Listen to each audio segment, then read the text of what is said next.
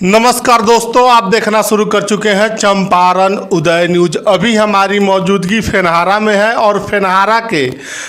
यहाँ जनसुराज के नेता डॉक्टर रामबली पासवान हैं और पूर्व में ये बीडीसी प्रमुख भी रहे हैं और बहुत सारे जनता को सेवाएं और डॉक्टर भी हैं। सर, सबसे पहले स्वागत है मेरे चैनल पर। आपको भी बहुत बहुत धन्यवाद है और आपके चैनल को भी बहुत बहुत मेरे तरफ से हार्दिक अभिनंदन है। और जो भी आपके चैनल से जुड़े हुए हैं और जो अभी सुन रहे हैं, तमाम लोगों को भी मेरे दिल से हार्दिक अभिनंदन है। सर से हम चर्चा करेंगे जनसुराज के नीतियों को लेकर। सर, प्रशांत किशोर और जनसुराज का राजनीति में आने का सर मुख्य उद्देश्य क्या है सर? प्रशांत किशोर जी का राजनीति में आने का मुख्य उद्देश्य है कि अभी आप 15 वर्षों का जो भी गवर्निंग रूलिंग अभी तक आप देख रहे हैं, तो सभी लोगों के लिए ना, माने प्रधानमंत्री से लेकर और मुख्यमंत्री से लेकर के और तमाम नेताओं के लिए प्रशांत सर ने अपने कड़ी मेहनत से, लगन से, अपने निष्ठा से और ईमानदारी पूर्वक उनके जितनी भी सारे बायलॉज है, जो पॉलिटिकल बायलॉज होते हैं, उनको लिखने का काम किया। और ख़ास करके आप देखेंगे तो 3 बार अगर नरेंद्र मोदी गुजरात में मुख्यमंत्री बने हैं, उनका टोटल श्रेय जो है प्रशांत सर को जा रहा है कि उन्होंने लिख करके उन्होंने गुजरात में उनको हाईलाइट किया और जनता के तमाम अधिकारों को, जो मूलभूत सुविधा है, यातायात, चिकित्सा और शिक्षा, तकनीकी शिक्षा और वैज्ञानिक जो कृषि तरीके हैं और जो है मूलभूत जो सुविधाएं हैं सरकारी, जो सरकार के तरफ से नागरिकों को उपलब्ध कराया जाता है, उनका उन्होंने विस्तार रूप से उद्धृत कर करके और वहाँ पर उनको हाईलाइट करने में प्रथम अपना योगदान दिया। और जहाँ तक जनसुराज की अभी सोच है कि अभी की वर्तमान हम लोग 15 सालों में जो सरकार को देख रहे हैं, तो अभी बिहार भारत का सबसे दबा हुआ और कुचला और अति पिछड़ा राज्य भी इसको कह दिया जाए तो इसमें कहीं से कोई संदेह नहीं होगा। इसलिए कि अभी जो तत्काल सरकारें हैं बिहार में, इस सरकार में शिक्षा व्यवस्था तो खैर इतने नीचे स्तर तक आ गई है कि उस पर मुझे कुछ कहने में भी शर्म आता है।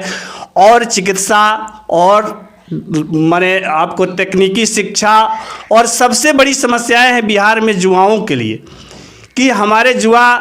MA PhD करके बाद भी डॉक्टरी इंजीनियरिंग की डिग्री लेकर के भी बिहार में उस प्रकार का कोई जो है उनके लिए संस्थान नहीं है, कोई फैक्ट्रियां नहीं है। और ख़ास करके मजदूरों को हमारी परेशानी होती है, जिसे देख करके प्रशांत किशोर के दिल में तरस आया और उन्होंने इस पर सोचा कि क्यों नहीं बिहार को हम भी समृद्ध राज्य बनाने का कोशिश करें।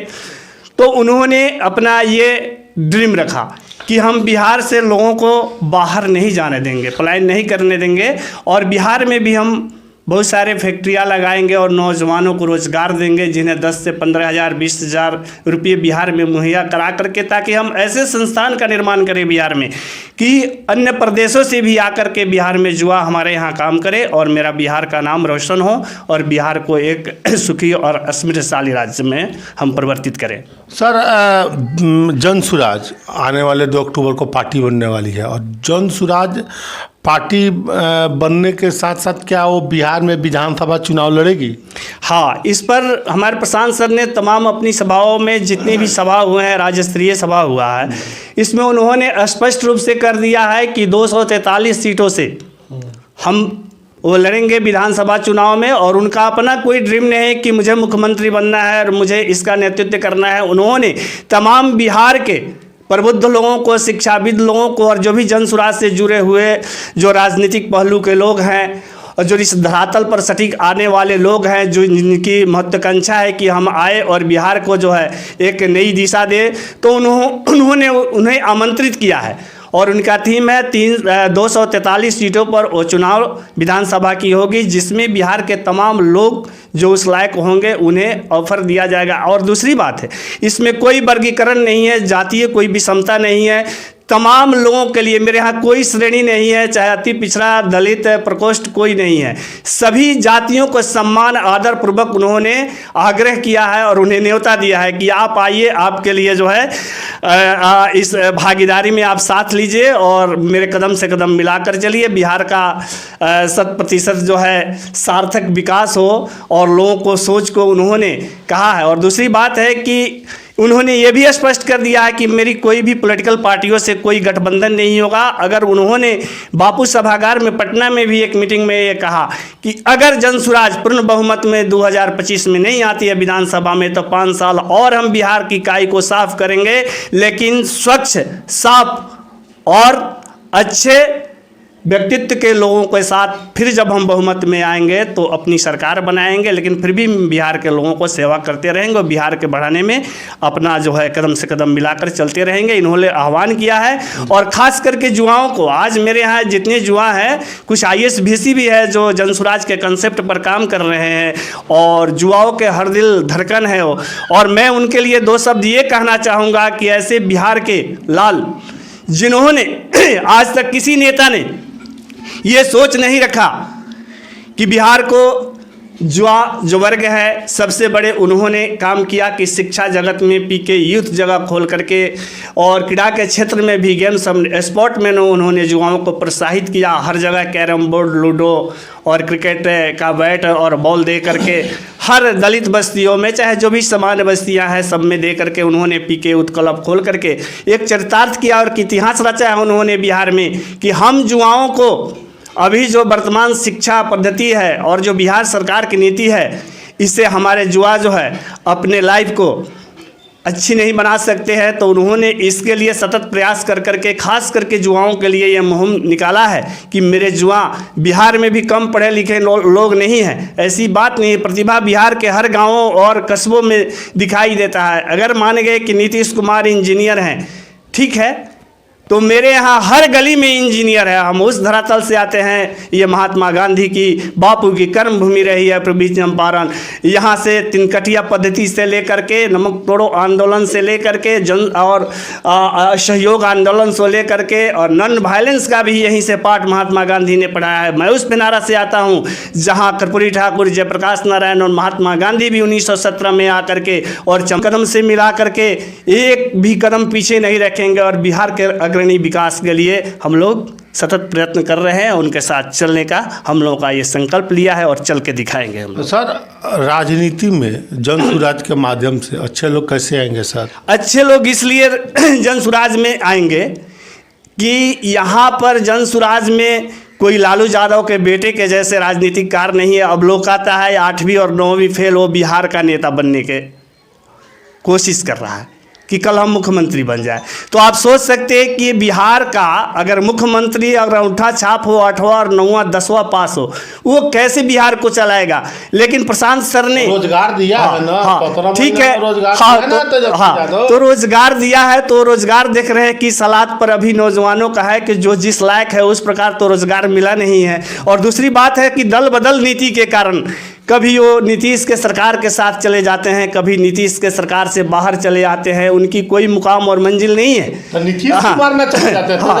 थोड़े जाते हैं। फिर भी वो भी तो जाते हैं ना, उनके साथ में शेयर कर लेते हैं। तो कहने का मतलब है कि उन्होंने अगर ठीक है, अगर सोच रखा बिहार में बदलाव चाहिए,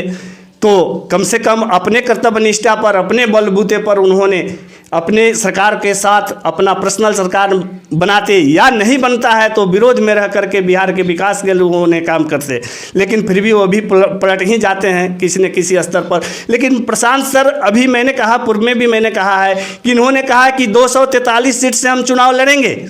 हमारी किसी दल से कोई समझौता नहीं होगी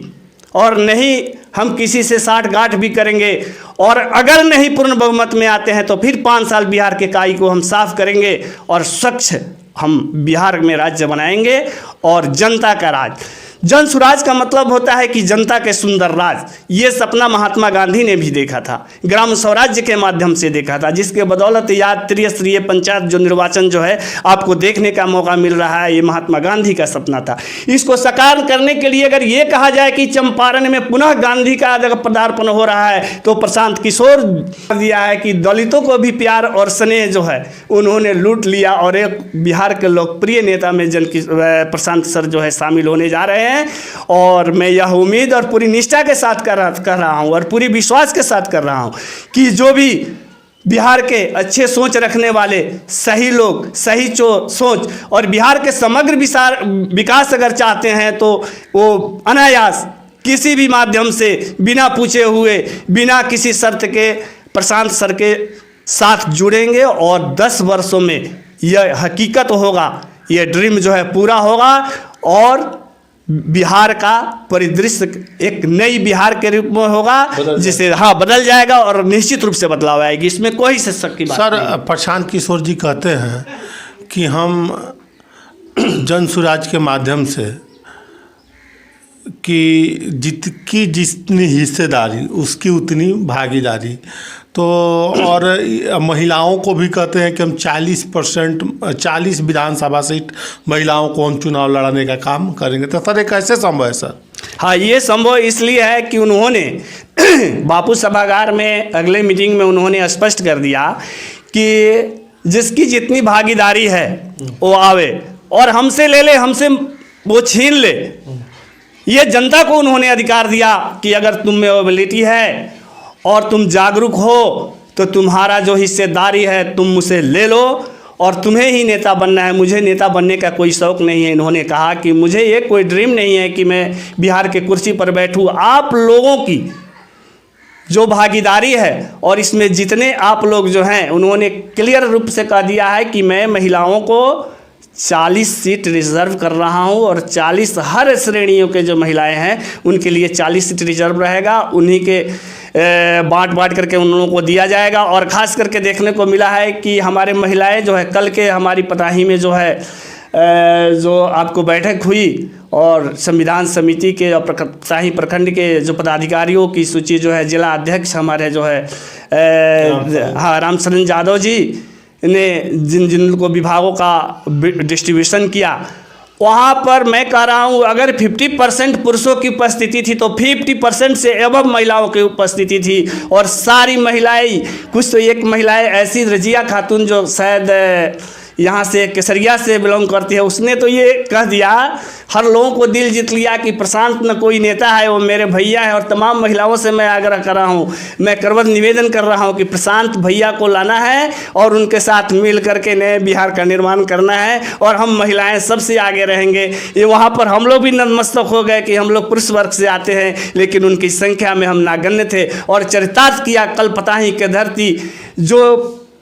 पूर्वी चंपारण जिले का एक पहला इतिहास का कल रचा, जिसका श्रेय जो है टोटल जाता है इंजीनियर, आपको